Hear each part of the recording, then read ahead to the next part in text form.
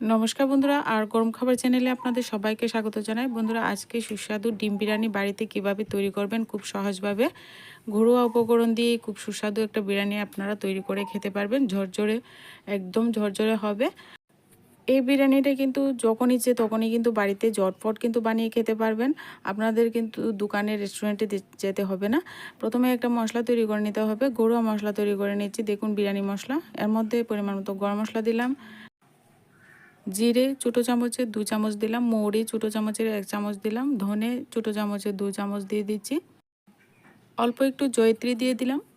এবার আমি দুটো তেজপাতা ভালো করে চিড়ে টুকরো টুকরো করে দিয়ে দিচ্ছি। মশলাগুলিকে ভালো করে একটু লো আঁচে ভেজে নেব, লালচে কালার করে ভেজে নেব।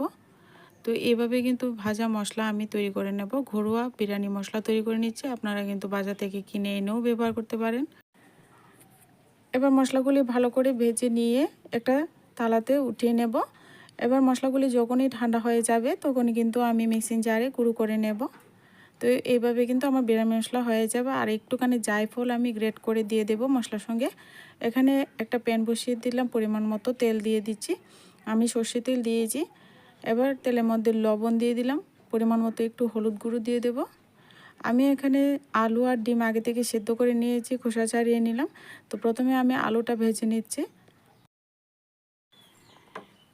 এইদিকে আমার আলুটা ভাজা হতে হতে আমি অন্যদিকে বিরিয়ানির যে চালগুলি আছে, চালগুলি ভালো করে ধুয়ে জল ঝরিয়ে আমি কিন্তু ভাতটা করে নেব।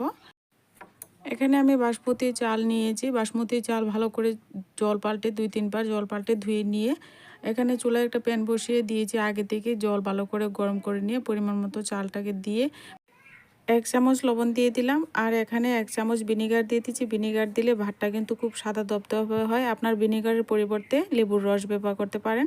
এবার ভাতটাকে আমি 80% মতো কুক করে নেব। 80% কুক হয়ে গেলে আমি একটা ঝাঁঝরি বলে ঢেলে ঝোল ঝরিয়ে নেব। রাইসটা যেন ঝরঝরে থাকে তার জন্য কিন্তু আমি এইভাবে ছড়িয়ে রাখবো। এবার আমি ওইদিকে আলুটা ভেজে নিয়েছি, আলুটা তুলে নিচ্ছি। আলু ভেজে নিয়ে তার মধ্যে এবার কিন্তু ডিমটাকেও ভেজে নেব।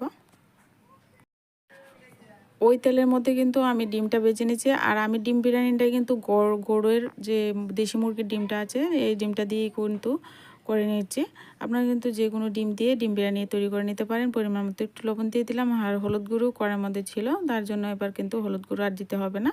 এবার কিন্তু লালচে কালার করে ডিমগুলিকেও সুন্দর করে ভেজে তুলে নেব। ডিমটাকে লালচে কালার করে ভেজে তুলে নিয়েছি। এবার পরিমাণ মতো আর একটু তেল দিয়ে দিলাম। এবার এখানে পেঁয়াজ কুচিটা একটু বেশি পরিমাণে দিলাম, 3-4টা পেঁয়াজ দিয়ে দিলাম। আর গ্রেভিটা যেন একটু ঘন ঘন হয় তার জন্য কিন্তু পেঁয়াজটা আমি দিয়েছি। এবার পেঁয়াজটাকে লালচে কালার করে ভেজে নিয়ে এখানে আমি ভাজা জিরা ধনে গুঁড়ো দিলাম, পরিমাণ মতো একটু হলুদ গুঁড়ো, লাল লঙ্কার গুঁড়ো দিলাম। ঝালটা আপনার পরিমাণ মতো দেবেন। কুচি করে টমেটো দিয়ে দিলাম, আদা রসুন বাটা দিয়ে দিলাম 1 চামচ, পরিমাণ মতো একটু লবণ দিয়ে মশলাটাকে ভালো করে কষিয়ে নেব। আদা রসুনের কাঁচা গন্ধটা চলে গেলে এবার পরিমাণ মতো জল দিয়ে মশলাটাকে আরও কিছুক্ষণ কিন্তু ভালো করে কষিয়ে নিতে হবে। দেখুন নাড়াচাড়া করতে করতে মশলাটা ভালো করে কষিয়ে নিয়েছি। এবার এখানে আমি 1 কাপ টক দই দিয়ে দিলাম। টক দইটা দিয়ে কিন্তু চুলার আঁচটাকে একদম কমিয়ে দিয়েছি। টক দই কিন্তু ভালো করে ফেটিয়ে দেবে, ভালো করে ফেটিয়ে না দিলে কিন্তু টক দই কিন্তু ছানা কেটে যাবে। নাড়াচাড়া করতে করতে মশলাটা সুন্দর কষানো হয়ে গেছে। পরিমাণ মতো একটু চিনি দিয়ে দিলাম। আপনারা যদি চিনি পছন্দ না করেন না দিলেও চলবে, কিন্তু চিনি দিলে একটু ব্যালেন্স হয় স্বাদের। এবার এখানে দেখুন তেলটা উপরে কত সুন্দর ভেসে গেছে। মশলাটা ভালোভাবে কষিয়ে নিয়ে এখানে আর বেঁচে রাখা আলু ডিম দিয়ে দিলাম। এবার আলু ডিম মশলা একসঙ্গে আরও 1 মিনিটের মতো ভালো করে কষিয়ে নেব। এখানে আমি যে ভাজা মশলাটা তৈরি করে রেখেছিলাম, ভাজা মশলাটার থেকে অর্ধেকটা ভাজা মশলা এখানে দিয়ে দিচ্ছি ঝোলের মধ্যে, আর অর্ধেকটা ভাজা মশলা কিন্তু আমি দম লাগানোর সময় বিরিয়ানির মধ্যে দেব। তো এবার কিন্তু মশলাটা দিয়ে ভালো করে নেড়েচেড়ে কষিয়ে নিয়ে এবার এখানে আমি পরিমাণ মতো জল দিয়ে দেব। আর গ্রেভি যেন বেশি পরিমাণে না দেন, 2 কাপের মতো জল এখানে অ্যাড করবেন, এর থেকে বেশি কিন্তু জল দিতে হবে না। এখানে 2 কাপের মতো জল দিয়েছি। এবার গ্রেভিটা যেন ভালো করে ফুটে যায় ঢাকনা চাপা দিয়ে রেখে দেব 1-2 মিনিট।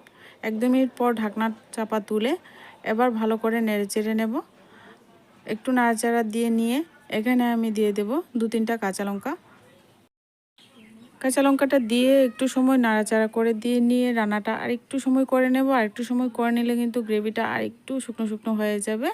তারপর কিন্তু আমি অর্ধেকটা গ্রেভি আর ডিম একটা বাটিতে তুলে নেব। আর অর্ধেকটা কিন্তু আমি কড়াইয়ের মধ্যে রেখে দেব দম লাগানোর জন্য। তো ঝোলটা একটু অর্ধেকটা তুলে নেব। এবার আমি ভাতটা দিয়ে দিচ্ছি। বন্ধুরা যদি চ্যানেলে নতুন হয়ে থাকেন আমার চ্যানেলটিকে সাবস্ক্রাইব করে দিয়ে চ্যানেলের পাশে থাকা বেল আইকনটি বাজিয়ে দিতে ভুলবেন না। যখনই কোনো ভিডিও আমি আপলোড করব সাথে সাথে আপনার নোটিফিকেশনটা কিন্তু পেয়ে যাবেন। আর চ্যানেল যদি ভিডিওগুলি ভালো লাগে ভিডিওতে লাইক করবেন, কমেন্ট করবেন। আর আমার চ্যানেলটিকে সাবস্ক্রাইব করতে ভুলবেন না। আর আমার চ্যানেলের পাশে থাকবেন।